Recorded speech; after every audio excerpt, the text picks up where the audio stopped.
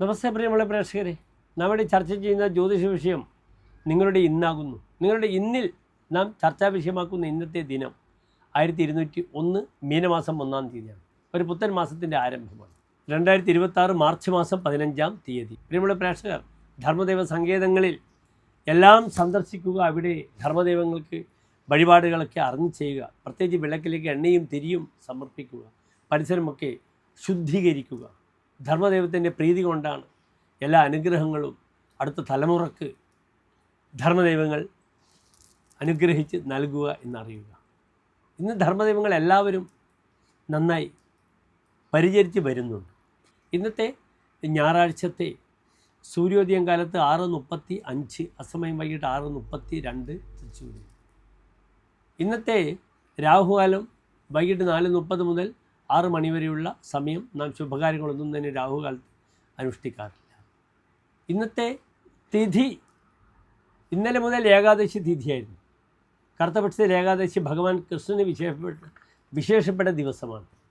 ഇന്ന് കാലത്ത് 9:11 വരെ തിഥി കറുത്തപക്ഷത്തിൽ ഏകാദശി തിഥിയാണ്. അപ്രകാരം ഇന്നത്തെ നക്ഷത്രം തിരുവോണം നക്ഷത്രമാണ്, മഹാവിഷ്ണുവിൻ്റെ നക്ഷത്രമാണ്. അതിനാൽ ഇന്നത്തെ ദിനത്തിന് വളരെയധികം പ്രത്യേകതകളുണ്ട്. എൻ്റെ പ്രിയപ്പെട്ട പ്രേക്ഷകർക്ക് ഇന്ന് മഹാവിഷ്ണു സംബന്ധമായ കൃഷ്ണ സംബന്ധമായ പ്രാർത്ഥനകൾക്ക് ഏറ്റവും അനുകൂലമായ ദിനമാണ്.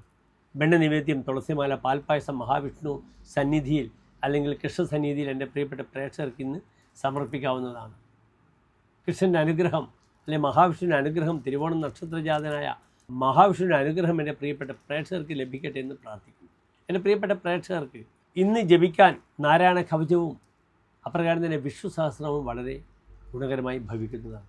ഞായറാഴ്ചയാകിയാൽ ആദ്യത്തെ ഹൃദയ മന്ത്രവും വളരെ വിശേഷപ്പെട്ട മന്ത്രം തന്നെയാണ്. പ്രിയമുള്ള പ്രേക്ഷകർ, ഇന്നത്തെ ഈ ശുഭദിനത്തിൽ, കാരണം ചന്ദ്രൻ ദുർബലമായി ഏതാനും നാൾ അമാവാസ്യയിലേക്ക് പ്രവേശിക്കും.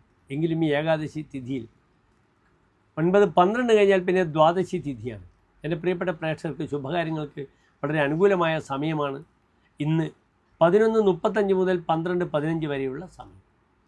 എല്ലാ ശുഭകാര്യങ്ങൾക്കും അനുകൂലമായി സ്വീകരിക്കാം.